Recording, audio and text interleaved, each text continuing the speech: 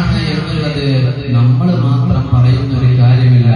പൂർവകാല വേദങ്ങളിലെല്ലാം അതിനെപ്പറ്റി പരാമർശിക്കപ്പെട്ടിട്ടുണ്ട്. ബഹുമാനപ്പെട്ട കലീമുല്ലാഹി മൂസാ അലൈഹിസ്സലാത്തു വസ്സലാമിന്റെ തൗറാത്തിലെ, ബഹുമാനപ്പെട്ട ഈസാ അലൈഹിസ്സലാത്തു വസ്സലാമിന്റെ ഇൻജീലിലെ നബി സല്ലല്ലാഹു അലൈഹി വസല്ലം തങ്ങളുടെ ആഗമനത്തെക്കുറിച്ച് പ്രതിപാദിച്ചിട്ടുണ്ട്.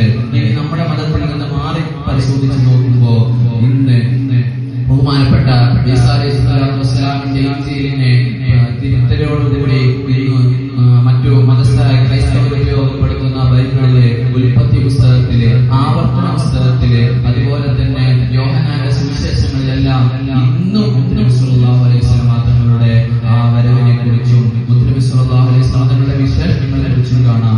മാത്രമല്ല ഈ അടുത്ത കാലത്ത്, അതായത് 4000 വർഷങ്ങൾക്ക് മുമ്പ് രചിക്കപ്പെട്ടതായ ഹൈന്ദവ മതസ്ഥരുടെ ഏറ്റവും പ്രധാനപ്പെട്ട